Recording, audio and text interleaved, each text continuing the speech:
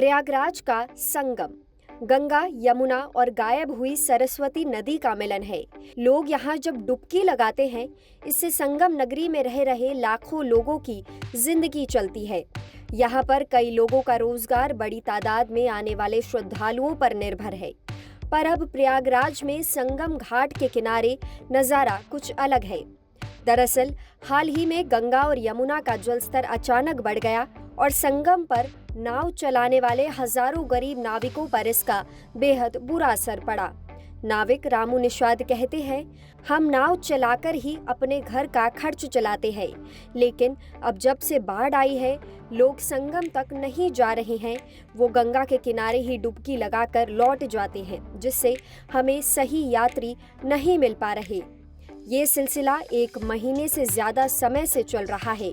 बाढ़ का प्रकोप नाविकों पर भी जमकर बरसा है। गंगा जलस्तर बढ़ने से हम लोगों को नुकसान ही होता है। यात्रीगण आते हैं, जहाँ नाव से जाने की बात तो यही गंगा पास में यही स्नान कर लेते हैं और जो भाड़ा का है लोगों को मिलना रहता है, पटवारी 60 रुपये मुझे नहीं मिलता है।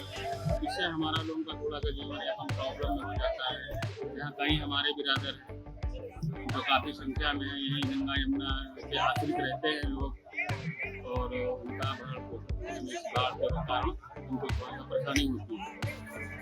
और जल स्तर कम होने के बाद जल स्तर जब कम होता है तो हम लोग को थोड़ा सा रोजगार मिलने का ज़्यादा संभावना होता है। पानी बढ़ने की वजह से संगम पर श्रद्धालु कम आ रहे हैं और नाविकों को अपने काम में मुश्किलें आ रही हैं। नाविक रामू निषाद बताते हैं कि पिछले 6 साल से नाव के किराए में कोई बढ़ोतरी नहीं की गई। हर एक सवारी पर नाविकों को 60 रुपए मिलते हैं। नाविकों की मांग है कि सरकार को इसमें बढ़ोतरी करनी चाहिए। हैरानी होगी, लेकिन पिछले 6 साल से नाव सवारियों के लिए ये दाम फिक्स हैं। इनमें कोई बदलाव नहीं हुआ और अब बाढ़ की वजह से नाविकों की आमदनी रुक गई। सवाल ये सरकार से है कि नाविकों के लिए क्या किया है, क्या उनके लिए राहत की कोई योजना है? कोई हम लोगों को नहीं मिलता कि यहाँ कोई मिल जाएगी दान के रूप में कि हाँ ये बाढ़ आ गया गुजारा भत्ता देने के कोई मैं इसके बारे में कभी सरकार सोचती है कि जल स्तर बढ़ जाए तो गुजारा भत्ता दिए हम लोगों को दे दिया जाए। बाकी तो हम लोग को दिक्कत है, आपके सामने पब्लिक में लोग दे रही है घाट पे, हम लोगों का दिक्कत है। और सरकार से भी हमारा ये भी गुजारिश होता है कम से कम 100 रुपये सवारी हो जाए, कोई भी फायदा नहीं। तो 60 रुपये में कुछ पता नहीं पड़ता हम लोगों को।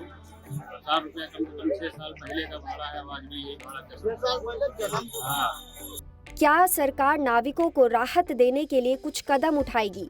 बाढ़ का असर संगम के कई लोगों की रोजी रोटी पर पड़ रहा है। ऐसे में प्रशासन को ठोस कदम जरूर उठाने चाहिए। लोकल 18 के लिए प्रयागराज से रजनीश कुमार यादव की रिपोर्ट।